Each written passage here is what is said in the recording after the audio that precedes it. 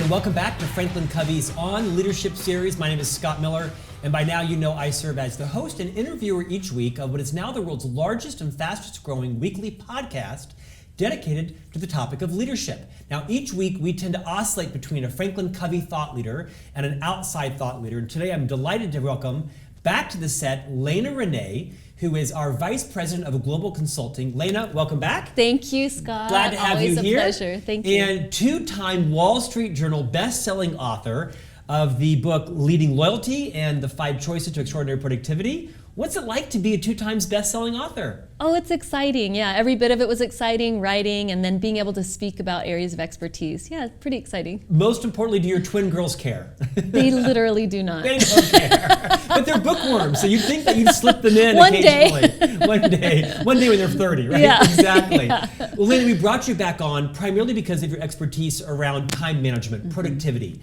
this idea of balancing efficiency and effectiveness. And you and I chose deliberately to have this conversation today in February because we wanted to kind of launch into this goal-setting methodology after everybody has struggled with falling on their goals, right, in January. That's right. What is the reason why most people tend to fail to live up to their goal setting?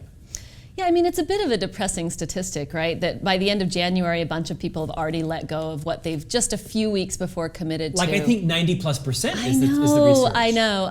And I'm sure there's a whole myriad of reasons why people let go of their goals. I think my opinion is at its core, part of this is the motivation, right? You're inspired and there's this, I'm writing it down and I'm committed. And at some point, that motivation wanes to where you're not willing to wake up and go to the gym in the morning, or you're not willing to commit to the things you have. And look, behavior change is hard. We know that in our industry of behavior change, and life is tough sometimes. So I'm sure it's a whole host of things. Life is very tough, and goal setting is extremely hard, and changing behaviors is harder than both of those put together. Yes, right? Yes, it is. Should we throw in the towel? I mean, is it a reasonable approach to say, don't just set goals and live your life? Well, I mean, I think you and I both know people who are brilliant at this, right? They're not done in January. They're not done any day of the year. And so, yeah. We know who we're talking about. We know them. Well, but you just think, of course we want to make progress. I mean, human beings are on an amazing journey, each of us, and nearly everyone I know wants to be better. So there's this amazing optimism, human optimism, that we both see that in leaders. And so, of course, it's not a matter of throwing in the towel. Of course we want to continue to get better and maybe giving ourselves some grace. Yeah, well said. We're going to get deeper into today's topic around goal setting. You and I are friends off the air. We're friends outside of the office place, and our families are social. You and I have something in common. It's not education, it's not competence or skill, but we're both readers, right? I mean, you've read most of the books in the studio. I've read almost all these books as well. And we have some centered around today. I think one of my favorite books up here is the book by John Acuff around Finish. Finish. It's a very simple book. And in the opening of John's book, he talks about how the fact that he went around his home and collected all of the unused chapsticks. We had like 40 or something. Symbolically, So I went around with my oldest son, Thatcher, and I couldn't find any chapstick at like 3 o'clock. Couldn't find a single one. By 3:10, we had 24. Unused chapsticks in a jar. Because I think it's very similar is that in our life, we spend so much time and focus on starting, on launching, on preparing, and then at some point our energy wanes, and we don't finish a lot of what we do. From your expertise in neuroscience and productivity and effectiveness, why do you think the human brain is so distracted right now and wanes when it comes to finishing? Well, I think there is excitement, to your point, when we start things, right? I mean, there's energy behind it, it's thrilling, and then as we go throughout the routine, when it becomes routine, we stop piquing interest in it, right? Our brains stop catching on it. And we like new things, we're easily distracted, and of course, you and I both know that in today's world, that's even more problematic. We're constantly being distracted by our technology. And it's not getting less. I mean, I speak around the nation, and I say, if you think you're distracted now. Wait till tomorrow. Right? Netflix isn't going to have less programming next your phone's not going to have less pings or dings. Right. So I think our technology is something, if we're going to continue to focus and finish things and get through to the goals we're looking at, then part of it is managing our technology and our focus and our energy prioritization. Leena, by every measure, you've had an extraordinary career, right? Master's degree in economics, vice president of FranklinCovey's global consulting capability. I think you are the youngest vice president in the company worldwide, 2-time best-selling author. Share about some of the things that you do in your personal life, in your professional life, that have contributed to your success, to your goal achievement. Yeah, thanks for asking. I'd love to hear some of your best practices as well, because you're good at this as well. My wife. But for me, I think of goal setting in 2 buckets. One is, how do you care for yourself? This is habit 7 from the 7 habits, right? Yeah. This is, I have one tool in my life to make a contribution with every day. So if I'm not caring for myself, I'm setting myself up to fail. And in fact, there's great books about the discipline that it takes to finish goals or to complete goals. And some of that is, am I sleeping? Right? Your discipline is markedly higher when you're well rested. Am I eating properly? Am I taking care of my relationships? So that's one piece of it, is you have this one engine to drive your life. Stop there a second, because I think that's easier said than done. I know. But honestly, I know you extremely well. You're one of my closest friends.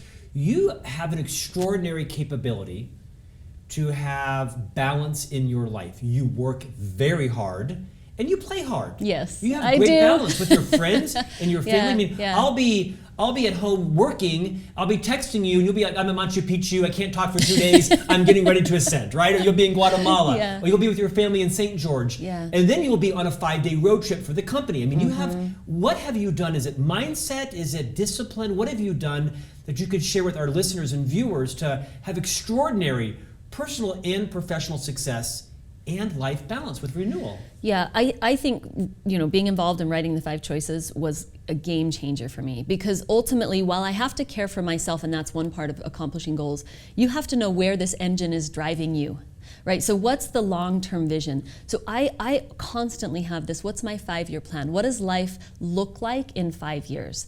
And then everything has to gear towards that, has to build towards that. But I visit that 5-year plan regularly. Right? I mean, I'm actually, every morning I wake up and I rewrite what life looks like in 5 years to me. Okay, so stop there. Yeah. On a napkin, on a chalkboard. I mean, you wake up every morning, talk about that. Yeah. That's a ritual. It is a ritual, and for me, it's a really meaningful one. So I have a journal, and actually, if you saw the journal, you would think I was bonkers, because every page is almost the same. I never look back at a previous page, but I sit down and I think, okay, so it is 2025, January 2025. What does my life look like? And I bullet point out exactly what life looks like. What does my marriage look like? What does the relationship with each of my daughters look like? What does my career look like? And it's probably 7 or 8 minutes. It's just, free form thought. With a cup of coffee in bed? Yes, just a cup of coffee in my bedroom on one of my, it's actually the chair I use for journaling every morning. You write it out. I write it out. Because you're very tech savvy. You actually get pen and paper. I do. You have a special journaling chair. Yes. I mean, I'm peeling this onion because I think rituals have these kind of quirky components, don't they? They do. I think they really do. And so then what that does for me is, so I've just described what I want my marriage to look like.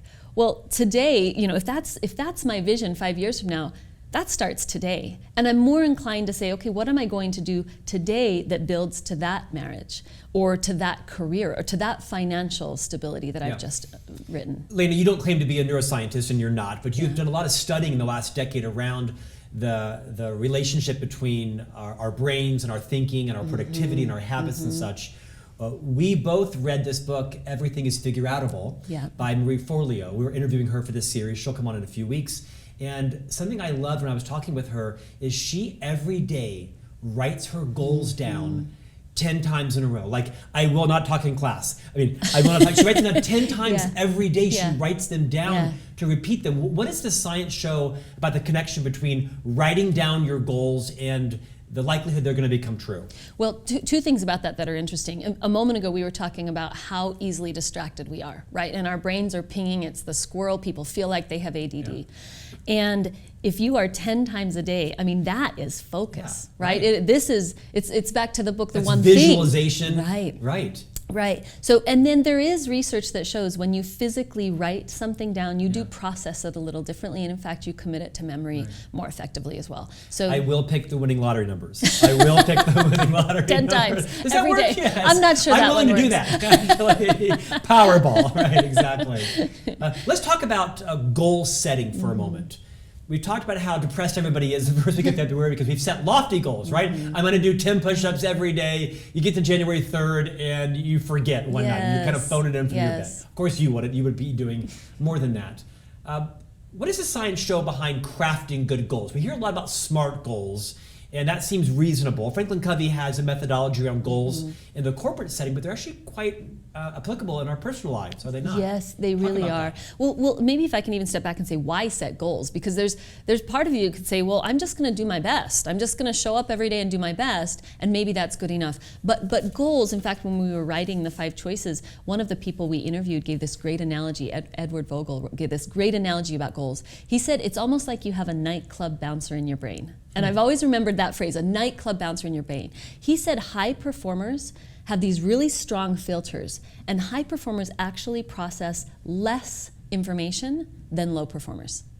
So that's the power of a goal. It's they like, deliberately put less information in their minds? Yes, or deliberately, or they have goals. A goal is like giving that nightclub bouncer a VIP list. I see. So it's like, here's a complex set of information You're every so day. focused on what's your priority, it automatically kicks the other things away. That's right. So it's writing it down 10 times a day. It's saying, here's the VIP list. Don't let other stuff in. Yes. So having goals, that's pretty love powerful. this idea. I do too. You've been holding out on me. This is great. Yeah. So give your nightclub bouncer a VIP list by having goals. And the way you set goals does matter. Right? It's not just, I'm going to be a great mom. Mine's going to be Tina Turner, Justin Timberlake, Andre Agassi. That's the VIP list for Scott's brain.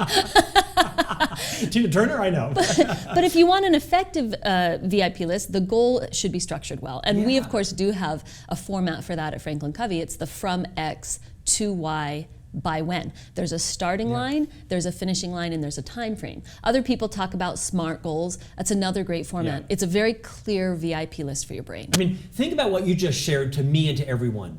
If you just created a goal and you journaled about it in the morning time by writing it down 10 times. And then you hired and tipped your what's it called? Your nightclub bouncer with your VIP list.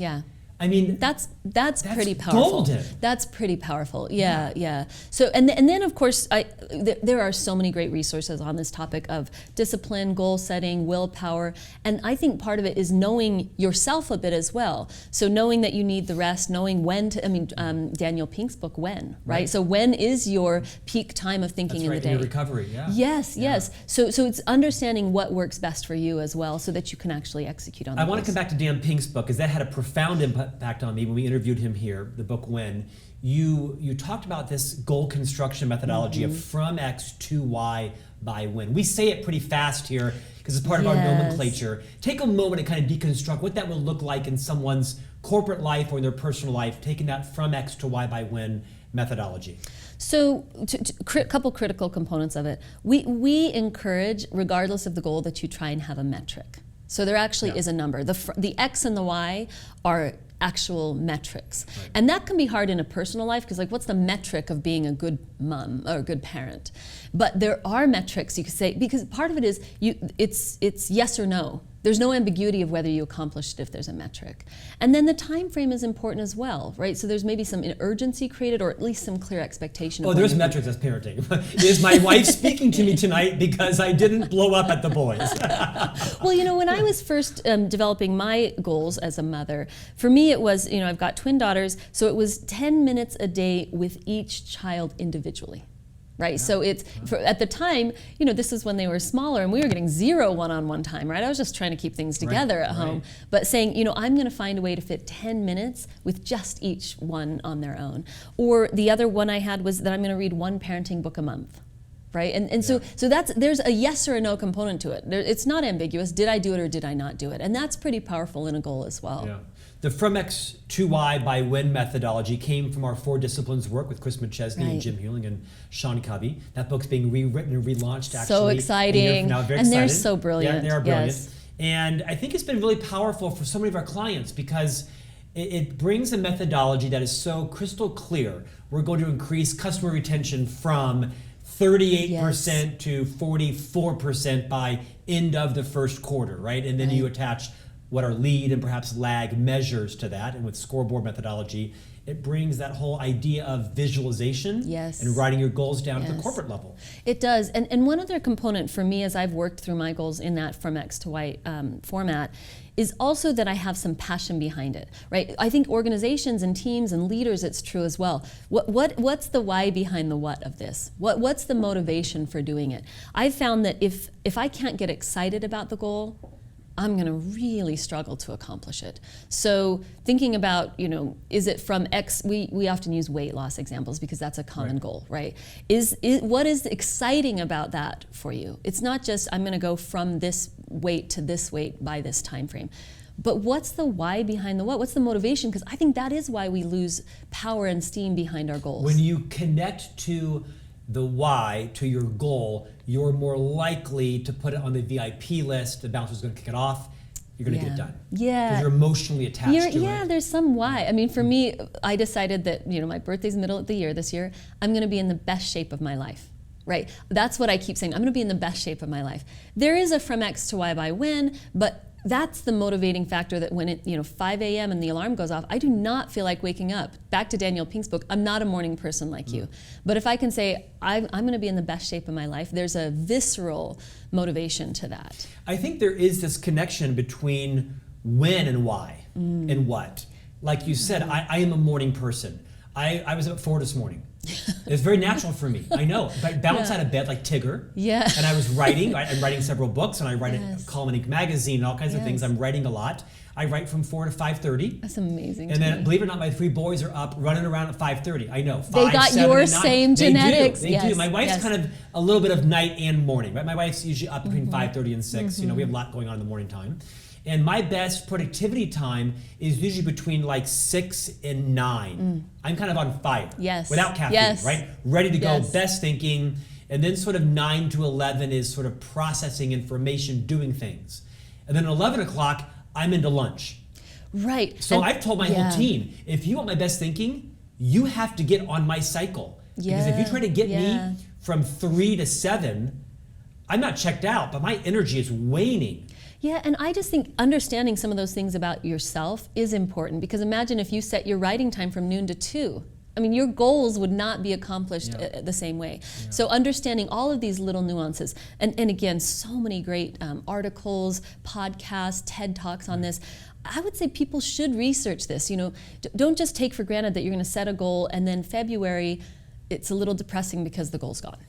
Like, we can equip ourselves with an enormous toolkit to get better at accomplishing the goals. So what would you say to people around when they craft their goals in terms of making them super ambitious versus really low kind of, layovers? Where's that sweet spot for people? Yeah, this is really interesting. In fact, Heidi Grant Halverson in her book, Succeed, talked about this. She aggregated hundreds of studies about this and showed that goals have to be challenging. Actually, you are more likely to achieve a goal that is difficult than one that is easy. So there's a component of, it has to be attainable though. I mean, of course, you can't say I'm going to some crazy thing. Run for president this year. Right. So there has to be attainable, but make it challenging and make it specific. If you do those two things, what will happen is, 1, you're more likely to achieve it, and then 2, you're more satisfied when you do, because you've earned that goal. It's not some easy kind of phone it in goal. Yeah. You and I are both tempted to look at the wall because we have such inspiration here. One of our mutual favorite books is The One Thing. Yes. Written by the leaders at Keller Williams. We had Jay Papasan on the program a few months ago. I love this book, The One Thing. I encourage everyone to buy it. It's a phenomenal book. In essence, it talks about, what is your sort of life goal, 5-year goal, month goal, week goal, day goal, hour goal, but really kind of your now goal. Like, what are you going to do right now? Yes. Not an hour from now, right now, to progress all of these goals, this cascading up goals. I think it's so simple. It is. And so one thing I powerful. loved in that book is that at the end of the day, there is a reflection to say, how did it go? Yes. Right. So, and look, that cadence is hard to get into. The morning, sitting down for 7 minutes and writing, it's easy to skip it. And at the end of the day, sitting down and saying, how did it go? That's easy to skip. But honestly, it's a combined 10 minutes. Right. And 10 minutes that transforms the day. Right. I do think that sometimes we get this zero sum or this null, an on-off switch. And if we miss a day, it's over, right? Or I miss a few days and see, I didn't get my goal, and we kind of tap out. I think if we could give ourselves more grace, everyone has days. Of course, there are days when I don't do my 5-year vision, but then the next day I do. Right, so not being defeated and saying, oh, well, that was an A for effort. Next January, I'll set some more goals. Yeah. Saying it's okay. You miss a day, you miss a week, it's fine. Let's get back on. I mean, it's a journey. I think I would wish that for people more as well. So to inspire our listeners and viewers, what do you suck at? I mean, what's the biggest challenge so many for you? Things. No, so many things. I really think, I mean, and it is humbling to have written a book on time management, because now there's a bar, right? There's a benchmark. Yeah. And of course, people are watching you. Of course, there are days where I don't get out of my yoga pants. I mean, that's where it's easy to create a vision or to curate the view of someone.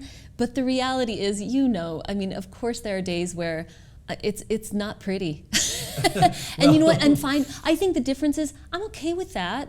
The next day is going to be a better one. There's an optimism, like today's a better day, or today's another effort, and maybe it doesn't go the way I planned. It's fine. There's another day. But I really feel like it's a journey.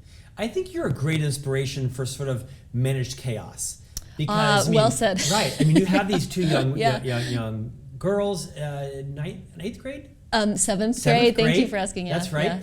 Yeah. And your husband is a musician and a fairly famous artist around town. Yeah. You and your husband renovated a home recently. Yeah. How many square feet? Oh, it's more than large, you right? It was a former fraternity house. I mean, so Leena and her husband bought a fraternity house. Previously, it was a convent. It was, right? I mean, with lots of nuts. rooms. Yeah, it's nuts. Yeah. But I went to it a few weeks ago. It's stunning. It's like fun. This party house. Yes. And you have a lot going on. Yeah, and at work as well. I mean, I have this really rewarding career at FranklinCovey and an amazing team of 100 consultants that are on my team. And I think managed chaos is probably a good way to say it. I have a lot of fun. There's again, I credit so much of my life to our content and really the 7 Habits, Scott. Right. So it's habit 1. What is my choice here? And showing up every day with optimism and it's managed chaos, and we're going to make the best of it, and we're going to have a good time. I feel grateful for our content in that way. Yeah, me as well. Let's end with talking about technology.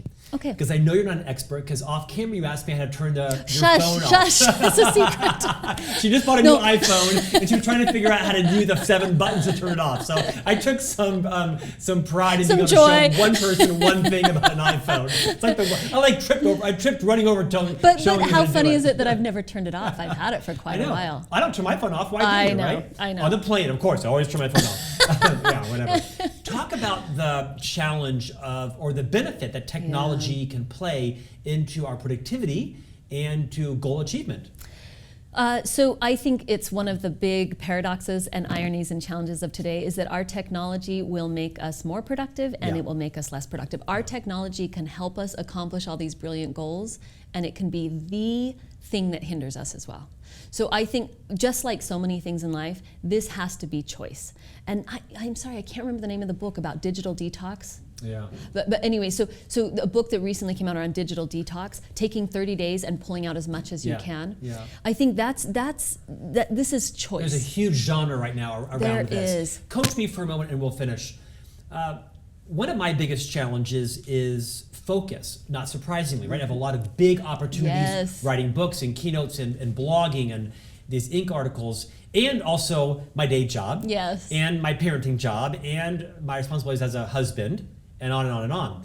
And running my social media, right? So I've got Twitter and Instagram and Facebook and LinkedIn and YouTube, and posting and managing and responding to people that want me to help them as well. And I struggle with wanting to be hyper responsive to all my social media, because in many cases it's like email. I mean, people are asking me to do things for them, and could I coach them on this or endorse their book or write a foreword, and I want to be responsive. I'm kind of a one-man band. Right. But I also owe a column to Inc. magazine by 2 o'clock today, and it's 1 o'clock. Right. and I have another article or a podcast, what advice would you give people who may not have that much technology demand on them that I have?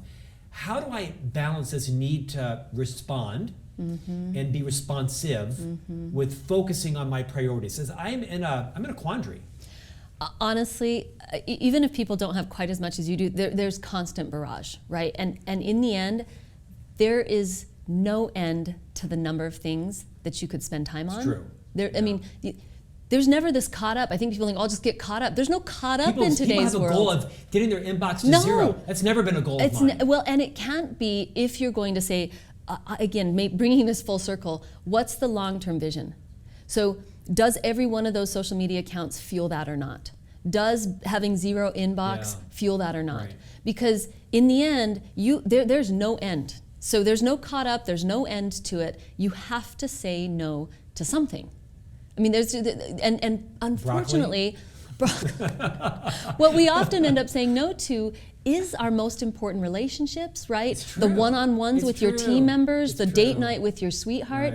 Right. And come on, think 5 years in the future, your inbox being caught up or that extra tweet, for some people, honestly, that might be the right thing. But you got to make a choice for yourself. Comes back to knowing your roles. Yeah, right? know your roles, know your vision, anchor into the true motivation of who do you want to be? What do you want to be? But have a clear vision of it, because in the moment when it's hard to put your phone down or turn it off, it's that vision, that visceral vision, that's going to take you over the tough moment of, I'd rather just sit on the couch and binge Netflix, right? Which we'd all rather do, but there has to be a vision for, is it getting me closer to who I want to be or not? Leena, great conversation. I want to recap briefly kind of some of the key nuggets, right? This idea of goal construction from X to Y by when. Connecting that to the why, right? What's the why behind your goal? What's the emotional connection to it? And then this idea of a ritual, of sitting down, standing up, going for a walk, whatever it is. I actually interviewed Ryan Holiday recently, who wrote the book, Stillness is the Key. Such a great book, right? I will not write the book, Stillness is the Key, right? But I loved it because he talked about the power of just sometimes going for a walk with no purpose. I mean, amazing. Just eliminating all the noise coming into your head, and just going on a walk with no phone, no radio, no earbuds, and just kind of clearing out the space to have time to think. It's kind of what you do in the morning time. It's your ritual time, in your chair, writing down your 5-year goals. Marie Forleo's idea of writing them down 10 times, and the science that shows they're more likely exponentially to become true. And this golden nugget you have, that is the bouncer. What'd you call it, the bar bouncer? No, the nightclub bouncer. Nightclub bouncer. When was the last time you were in a nightclub, Scott? That's why you can't remember. Might have been nightclub bouncer. In your brain. Thanks for calling me out. For you it was last weekend, wasn't it? You probably own a nightclub. Managed chaos. Managed chaos. Nightclub bouncer in your head, in your brain, that you've handed your VIP list to. Not Tina Turner, but of these are my top priorities. Who do I want to And be? then sort of neurologically, your nightclub bouncer is going to suppress or keep things out of the way. I love that idea. Like I can picture the little guy, right? With muscles, like a little list, right? Saying, sorry, you're off, right? With the little red rope back and forth. It's excellent. Leena, thank you so for much, joining Scott. us. So delighted you're here. Leena Rinne, author of 2 Wall Street Journal best-selling books for FranklinCovey, Leading Loyalty, and the 5 Choices to Extraordinary Productivity. We'll have you back. My sense is there's probably another book in the works for you sometime. FranklinCovey. But we'll have you back for sure. Thanks for your time today. Thanks, Scott. And thanks for joining us. If you're not subscribing to On Leadership, visit FranklinCovey.com, click on the On Leadership button. It's free, comes out every Tuesday via email. It also posts to all of your favorite podcast channels, SoundCloud, Stitcher, iTunes, it's everywhere. Rate it, rank it, review it, invite all your family and friends to subscribe as well. Each week we interview a new guest, best-selling author, business titan, celebrity, or a dear friend of mine like Leena Rinne, who has all that kind of wrapped up into one package. And we'll see you back here next week for On Leadership.